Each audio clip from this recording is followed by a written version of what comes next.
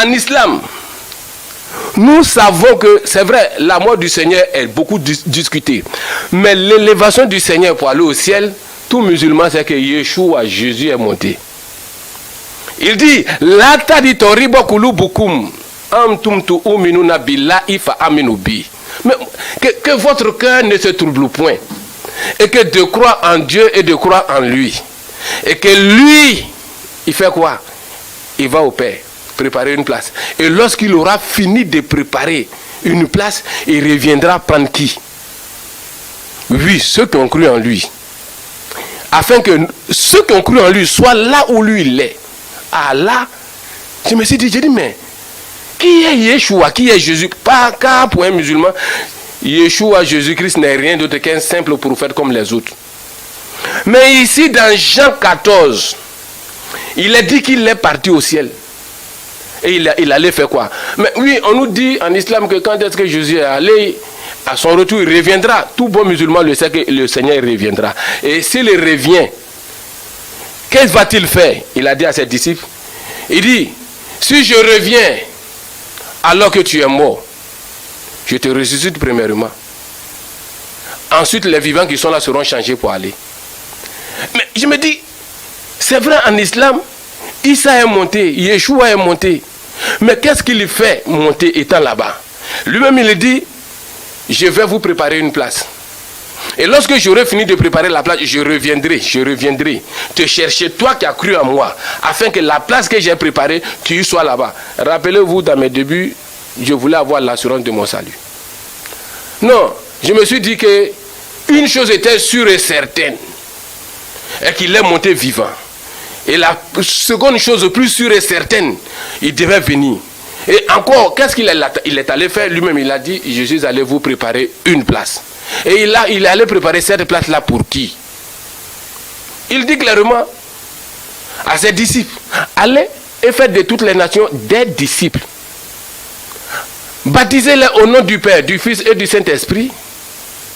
Ensuite, enseignez-les tout ce que je vous ai prescrit. Et il va plus loin, il dit, celui qui croira et qui se fera baptiser sera sauvé. Mais celui qui ne croira pas, qui ne se fera pas baptiser, sera condamné. Non frère, la joie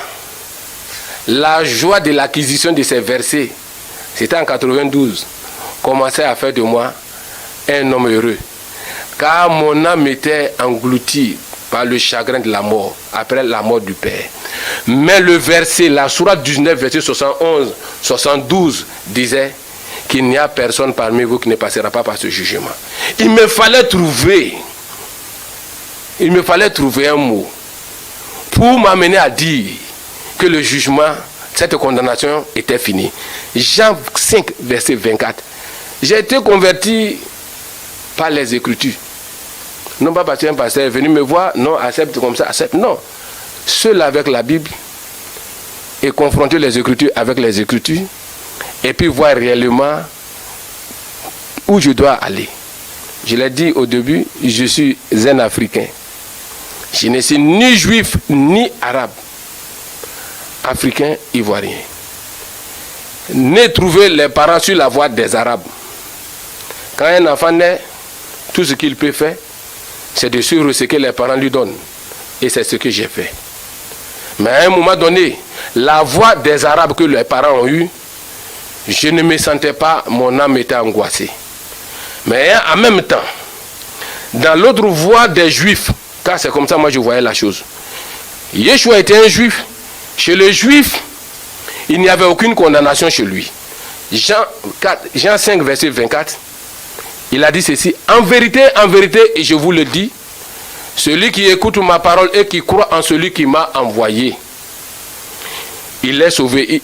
Il ne passera pas en jugement, mais il passe de la mort à la vie éternelle. Non, le seul mot jugement suffisait pour moi.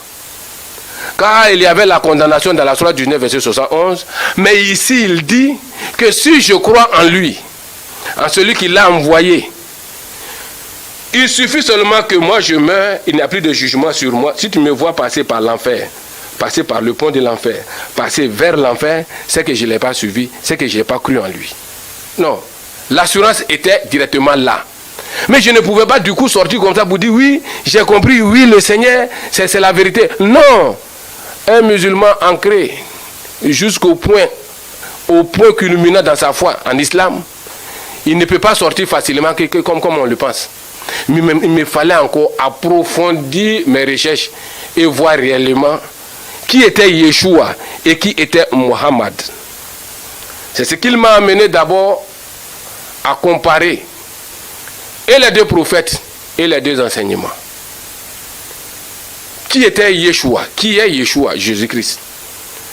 Dans le Coran, la sourate 19, quand est-ce que vous prenez le début de la sourate 19, comment Yeshua est né? C'est clair dans le Coran. Yahweh, Allah a envoyé l'ange Gabriel chez une vierge. Et Gabriel est allé voir la vierge Myriam et dit à Myriam que la parole de Dieu viendra à toi et tu concevras un enfant. Et c'est cet enfant qui sera appelé Issa. Mais Myriam dit que comment cela pouvait-il se faire? Je ne suis pas une prostituée. Et Gabriel dit oui, car Dieu a décrété et cela va se faire ainsi. Myriam tombe enceinte et Myriam donne naissance à un enfant. Un enfant pur, pas, car ce n'est pas un enfant bâtard, mais un enfant pur sorti de l'esprit et de la parole de Yahweh. Et voici comment est l'homme Jésus. 33 ans sur terre, sans péché. Ni dans le Coran, ni dans la Bible. Je n'ai vu nulle part écrit que le Seigneur Yeshua ait commis un péché. Il n'y en a pas. Et toute sa vie, quand tu prends la sourate 5, verset 110, il est dit de lui là-bas que il ressuscitait les morts avec la permission de Dieu. Il a même créé un oiseau avec la permission de Dieu. Il donnait la vue aux aveugles avec la permission de Dieu. Il permettait aux boiteux de marcher avec la permission de Dieu. Il a même créé un oiseau. Yahweh seul, Dieu seul crée. Mais lui là, avec la permission de Dieu, il a créé. Non, je ne m'en revenais pas. J'ai dit, mais c'était encore en 92. Si il est comme ça, c'est qu'il est au-dessus des prophètes. Il ne peut pas être appelé simple prophète. Il n'y a que Dieu seul qui peut créer. Surtout créer un oiseau. Il n'y a que Dieu seul, car la création appartient qu'à Dieu. Il a dit que je suis un Dieu jaloux, je ne partage pas ma gloire. Et la gloire de la création appartient seulement à Yahweh. Donc s'il a permis, puisque le Coran le dit dans la sourate 5, verset 110, s'il a permis que Yeshua, Jésus crée, c'est que quelque part, Yeshua, Jésus peut être Dieu.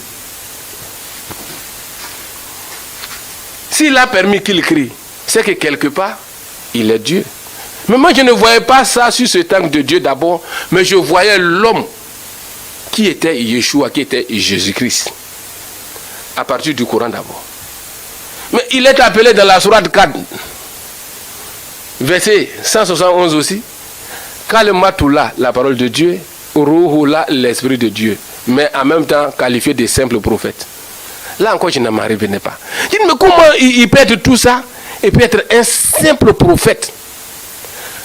Et la seconde partie de l'étude, je devais centrer ça sur le prophète Mohammed et connaître qui est Mohammed.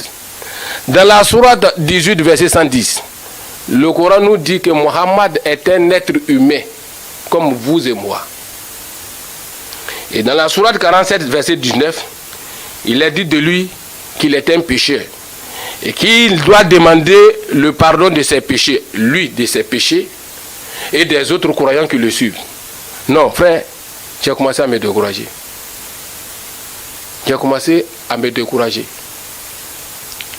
Le guide que je suivais n'était pas un guide sans tâche. Tout comme moi, il péchait. Et tout comme moi, la sourate 19, il devait passer aussi par l'enfer.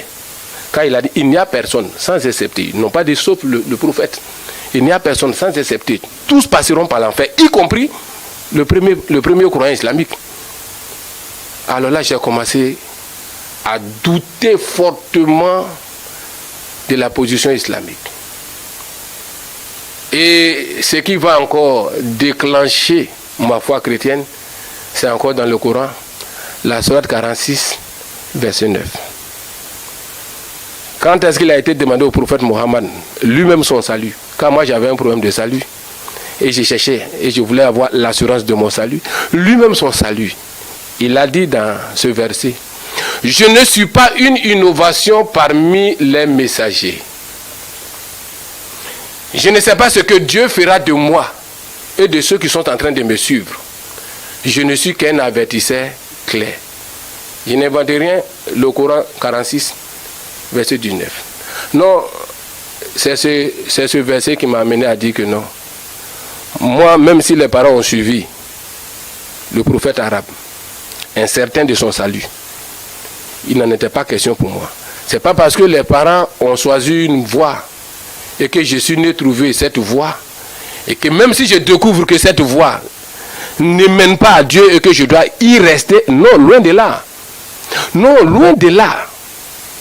Là, j'ai commencé à prendre mes positions pour dire, non, moi, Issa, je ne peux pas suivre celui qui n'a pas l'assurance de son salut, car moi-même, j'ai ce problème d'avoir l'assurance de mon salut. Et le verset, Jean 14, verset 1 et 3, me disait clairement que il me fallait simplement suivre le Seigneur, car il est allé préparer une place pour moi. Jean 5, 24 me dit que même si je meurs, Sratoutika, c'est-à-dire la traversée du pont de la Gienne qui est décrite dans le Coran, dans la sourate 19, moi, ça ne me concernait pas. Parce que mon Seigneur est allé préparer une place. Et il allait préparer cette place pour qui? Pour ceux qui vont croire en lui. C'est à ce moment-là que j'ai réalisé que la paix que je recherchais depuis le début, après la mort de mon père, car je voulais avoir l'assurance de mon salut, et cette assurance-là s'est basée sur ces écritures de la Sainte Bible. Voilà comment Issa va commencer à se démettre à petit feu, car j'étais encore élève en famille. Tu ne pouvais pas du coup, sous l'autorité parentale, dire que non, moi à partir d'aujourd'hui, pour votre voix, c'est une voix de perdition, je laisse. Non. Il m'a fallu me délier à petit feu, doucement, doucement, doucement, doucement, jusqu'à ce que je puisse m'en sortir de ces liens, car c'est véritablement un lien. C'est ainsi que je me cachais avec les amis chrétiens à l'école et que je menais une vie de Nicodème. Après moi, j'ai su que c'était une vie de Nicodème. Un chrétien caché. Apparemment, devant les gens, il était un musulman. Mais parmi les frères chrétiens, il était un véritable frère en Christ à l'école. Et même, je dirigeais les cellules de prière avec la casquette de chrétien.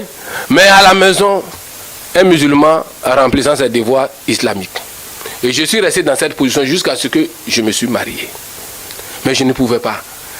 Le lien familial et le lien islamique était difficile pour moi de rompre. Comment rompre? Comment dire à la famille que moi, à partir d'aujourd'hui, j'ai découvert que votre voie n'est pas une voie par excellence qui mène au paradis. Et que la voie du salut se trouve dans le Seigneur Yeshua. Comment dire ça à la famille?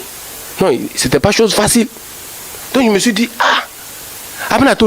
c'est-à-dire, ça va rester sur cette position.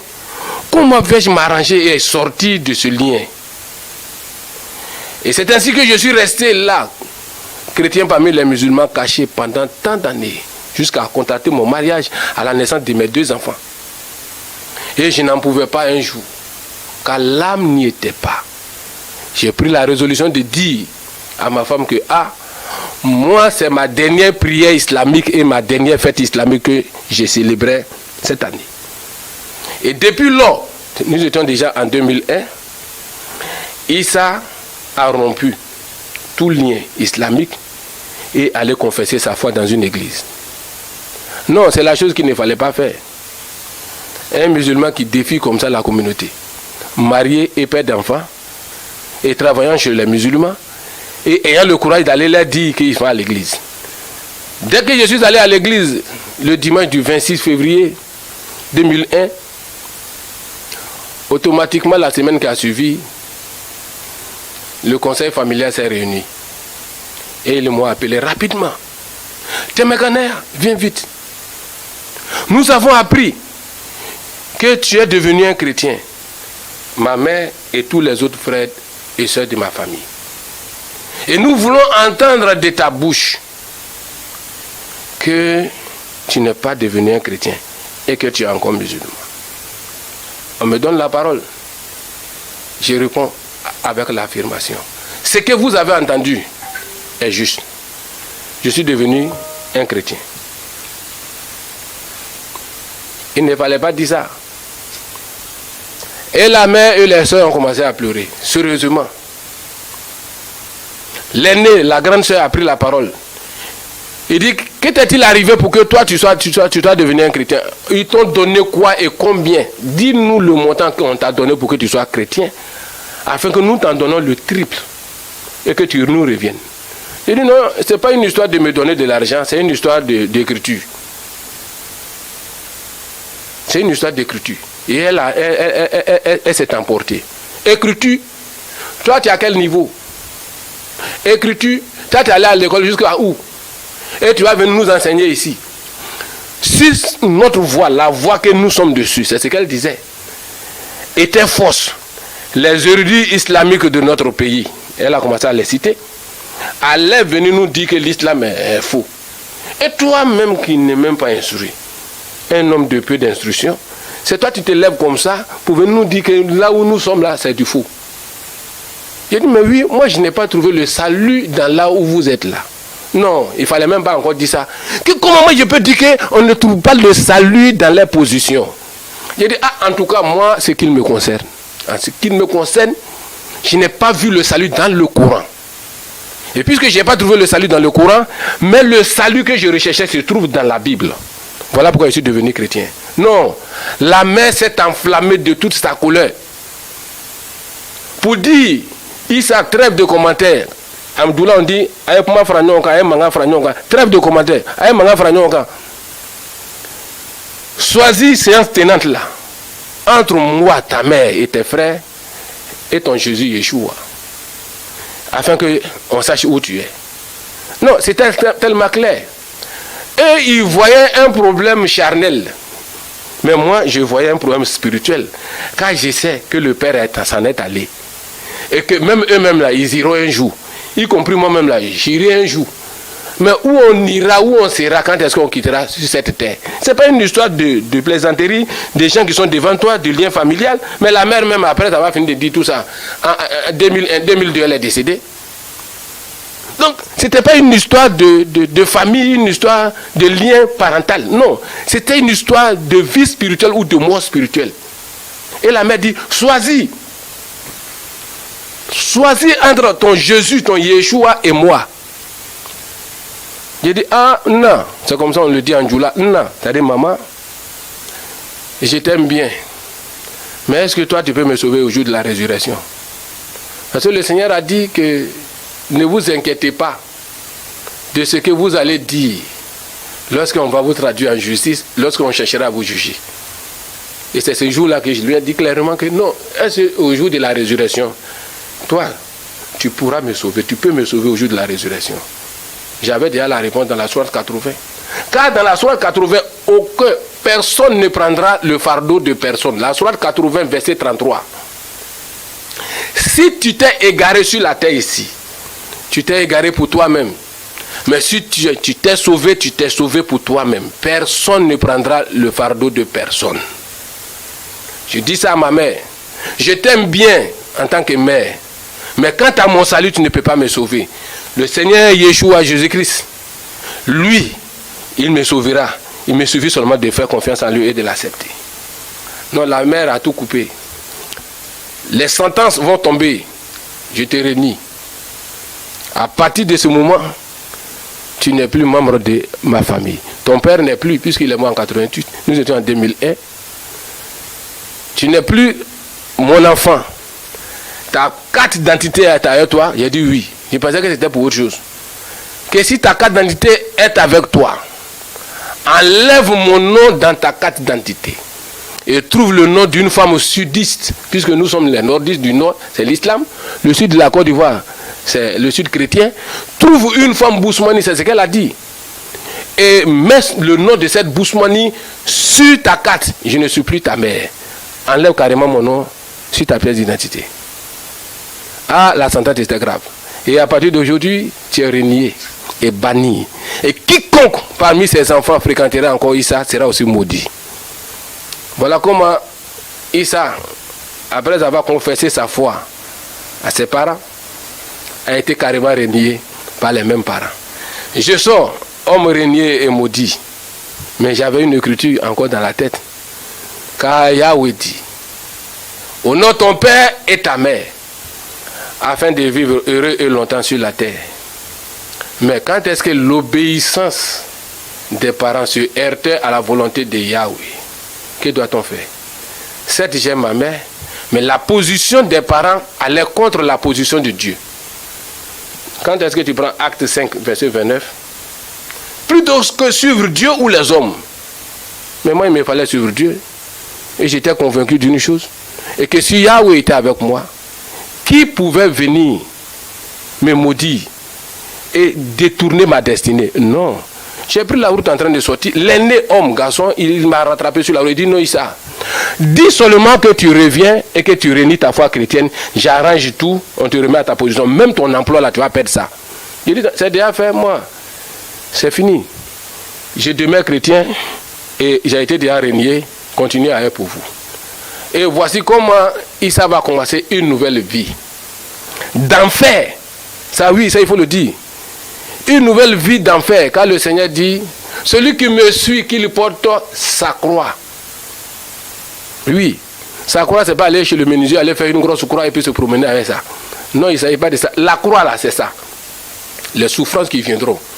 Mais tu verras la main de Yahweh dans ta vie. Quand bien même que ces souffrances seront là. Non, les souffrances ne vont pas s'effacer. Les souffrances vont être là. Mais tu verras comment Yahweh viendra te secourir. Le boulot que je faisais avec eux, d'abord ils se sont dit, ah, si on l'arrache directement le boulot, marié, père de 2 enfants, comment il va faire pour s'occuper de ses enfants? Pour l'amener à laisser sa foi, il faudrait qu'on le coince quant à son boulot. S'il sait qu'il est en train de perdre son boulot, peut-être il reviendra encore à la raison avec nous.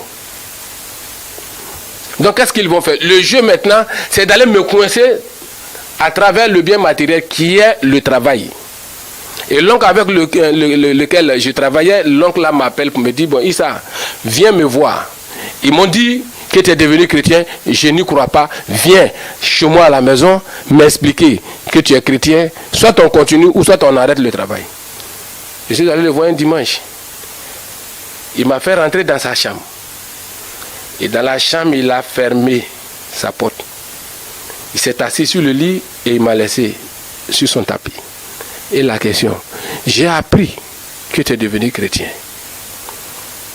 Qu'est-ce qui t'a pris pour devenir chrétien? Explique-moi. Et dis-moi que tu n'es plus jamais chrétien. Vous voyez, on te demande, explique, et puis en même temps on te donne la réponse. Dis-moi que tu n'es plus chrétien. Je dis non, je suis chrétien. Et qu'est-ce qui t'est arrivé pour que tu sois chrétien? La même chanson, je n'ai pas vu l'assurance du salut dans le Coran. Le vieux a commencé à s'énerver. Il dit, comment moi je peux dire qu'on n'a pas l'assurance du salut dans le Coran? Que lui, il vient fraîchement de la Mecque. La terre sainte, je viens fraîchement. C'est ce qu'il a dit. Je viens fraîchement de cette terre sainte. Je rayonne comme ça quand tu as une gloire. Et toi, tu viens me dire qu'il n'y a pas d'assurance dedans. J'ai dit oui. J'ai dit, mais le Coran nous dit que tout bon musulman passera par l'enfer. Il me dit, c'est écrit où? Les frères et les parents musulmans qui vont suivre cette émission doivent chercher à fouiller dans le Coran d'abord. Ne suivez pas parce que nous sommes nés et trouvés nos parents musulmans, croyants, et nous allons continuer comme... Non, ne suivez pas. C'était comme ça j'étais. Si cet ami et ce Roland chrétien ne m'avait pas donné la Bible pour que je puisse prendre un temps soit peu, un petit temps pour regarder à l'intérieur de la Bible, peut-être aujourd'hui encore, j'allais être là en tant que musulman, mais anxieux et craignant encore ma destinée après la mort. Ne refusez pas.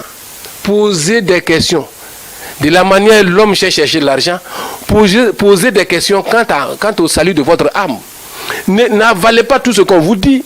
La Bible est là, le Coran est là. Nous ne sommes ni juifs ni arabes, nous sommes des Africains. Et il nous incombe de fouiller dans les deux voies. Il y a un juif qui présente le salut. Quiconque croit en lui il ne verra même pas l'enfer. Il est allé préparer une place et il reviendra vous prendre. Et mais l'autre dit, l'arabe dit, tu passeras par l'enfer. Nécessairement par l'enfer avant d'être sauvé. Et lui-même, l'arabe même qui dit que tu passeras par l'enfer, lui-même encore le comme c'est qu'il ne sait même pas s'il est sauvé ou pas. Mais comment peux-tu comprendre un guide? Un prophète qui te dit prophète et qui est venu nous apporter le salut est lui-même dans une situation de confusion totale. Donc alors là, moi je ne pouvais pas suivre un prophète dans la confusion. Et voilà pourquoi j'ai dit à mon oncle, il dit qu'il n'ai pas vu de salut dans le Coran. Et il a commencé à s'énerver. J'ai dit non. L'homme peut avoir l'assurance de son salut sur la terre. Car c'est la seule chose que Dieu permet que l'homme puisse avoir afin d'avoir la paix du cœur dans son âme. Il dit, c'est la question dit. C'est-à-dire, ça peut se faire comment? Il dit, mais dans la Bible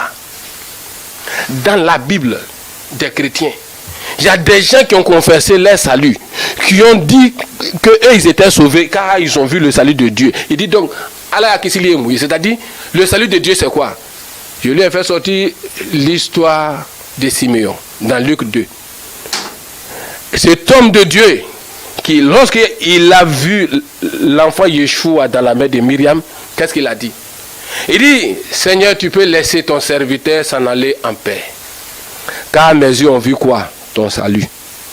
Il n'a pas dit, mes yeux ont vu une religion. Mes yeux ont vu des ordonnances. Mes yeux ont vu des préceptes, des pratiques, des dogmes. Mais mes yeux ont vu quoi? Ton salut. Donc le salut de Dieu, là, on peut voir ça, et puis croire à ça, et puis accepter ça, et être sûr qu'on est sauvé. Et le vieux m'a dit, bon, comme c'est ainsi qu'il a compris que je pouvais aller, nous allons continuer le travail.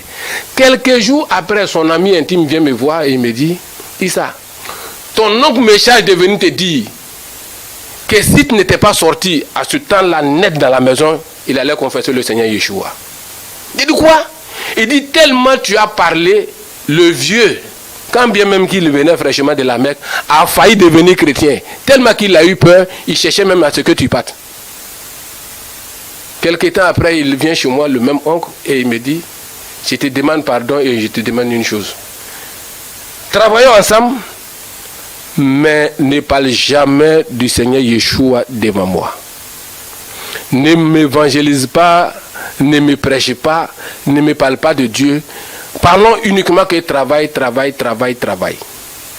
C'est là que j'ai compris qu'il avait peur d'écouter ces vérités. Car le Seigneur a dit, Tarifuna walahaka yuharirikum. Vous connaîtrez la vérité, Jean 8, 32, et la vérité vous affranchira. Et la vérité c'était quoi? Dieu n'a pas laissé l'humanité dans le billard sans connaître si les hommes sont sauvés ou pas. Dieu a prévu un plan de salut pour l'humanité qui est dans la personne de Yeshua, Hamashiach et Jésus-Christ. Mais nous musulmans, quand est-ce qu'on était encore musulmans et petits, nous avons été sérieusement vaccinés contre la Bible. Je le dis, un vaccin contre la Bible. La Bible est falsifiée. La Bible n'est pas la parole de Dieu. Ce n'est même pas la vraie Bible. Et quiconque lit la Bible est un mécréant. Et voilà comment beaucoup de musulmans rejettent les enseignements bibliques sans même les vérifier. Et le second point, avant que je ne finisse, car je voulais dire que j'ai appris beaucoup dans les 4 livres des 4 évangiles. Et là, qui m'a beaucoup marqué dans la vie du Seigneur, c'est sa crucifixion sur la croix. Le Seigneur Yeshua, lorsqu'il était sur la croix, il a crié. Il dit, Père, pardonne-les, car ils ne savent pas ce qu'ils font. Lui-même, il a enseigné aux gens d'aimer ses ennemis et de prier pour ses ennemis et de proférer des bénédictions pour ses ennemis. Sur la croix, où il mourait par ses ennemis, cloué sur la croix, il crie, Père, pardonne-les, car ils ne savent pas ce qu'ils font. Frère, c'est pas comme ça le Coran enseigne. La sourate 111, vous pouvez vérifier, l'oncle du prophète Mohammed, car à l'époque du prophète il n'y avait pas de lumière, Mohammed passait devant la cour de son oncle pour aller à la mosquée. L'oncle du prophète qui s'appelait Abu Lahab Abou Lahab et sa femme lapidaient le prophète des braises de feu de son passage la nuit. Et cela a énervé le prophète jusqu'à ce qu'il a demandé à Dieu que les deux mains d'Abou Lahab périssent et que lui-même il périsse. Et que sa fortune ne lui serve à rien. Et que sa femme, la porteuse de poids, aussi périsse. Alors que le Seigneur Yeshua, sur la croix, lui on ne le tuait pas, hein, ses braises ont jeté sur lui. Lui il a demandé que cela périsse. Mais le Seigneur Yeshua, sur la croix, où il mourait, il dit à ses bourreaux, à son père, à ses bourreaux, pardonne les pères, car ils ne savent pas ce qu'ils font. Non, le Coran et la Bible n'enseignent pas de la même manière. Aucun homme ne peut marcher comme façon le Seigneur Yeshua a dit. Ses disciples l'ont enseigné. Et puis ne pas avoir l'assurance de ton salut. Ne pas être sûr de ton salut. Non, c'est que tu n'es pas un croyant. Non, c'est que tu ne crois pas en lui. Donc je le dis. Tous ceux qui vont m'écouter, encore musulmans, ayez le courage de regarder un peu dans la Bible. Nous les Africains, nous ne sommes ni juifs ni arabes pour dire qu'il y a une position de rivalité entre les deux peuples. Non. Nous avons hérité de l'islam à partir des arabes, du christianisme à partir des européens qui ont dit que Yeshua est un juif, Et les deux livres sont là, les deux prophètes sont là. Il te suffit seulement de regarder et de vérifier dans les Écritures. Aujourd'hui, la Bible est en plusieurs langues, le Coran aussi en plusieurs langues. Il te suffit de regarder dans ces livres et de chercher la position de ton âme avant que tu ne décèdes. Moi, sur la terre, ce que je cherchais, j'ai dit à un ami, j'ai dit, ce que je cherchais sur la terre, premièrement, je l'ai eu. Il dit quoi? J'ai dit, je suis sauvé. Il était étonné. J'ai dit, je suis sauvé. Les autres choses, que je sois riche, pas riche, avec beaucoup de moyens, ça, je laisse ça dans la main du Seigneur. Mais quant à moi, la position de mon âme, de ma vie sur cette terre et après ma vie, ça, je n'ai plus d'inquiétude. Je suis sauvé et j'ai la paix de Yahweh dans mon cœur. Et je vais finir. Et dire aux frères et aux parents musulmans, ne restez pas là que parce que vous avez vu vos parents dans telle voie et que chacun doit rester dans sa voie. Non. Le Coran dit dans la sourate 80, personne ne prendra le fardeau de personne. Si tu t'es égaré pour toi-même. Si tu t'es sauvé pour toi-même. Dieu a tant aimé le monde qu'il a donné une porte de salut au monde. Et de quiconque croira en celui-là, il est sauvé. Et le Seigneur a dit clairement, il dit, je vais vous préparer une place. Et lorsque j'aurai fini de préparer la place, je reviendrai vous chercher. Afin que là où je suis, vous y soyez. Mais il est parti. Et le Coran est d'accord que le Seigneur est au ciel. Et le Coran est d'accord que le Seigneur reviendra. Mais où est Mohammed? Il est là. Il est là, comme les autres. Comme mon Père. Et il attend aussi que le Seigneur revienne. Et qu'il soit ressuscité.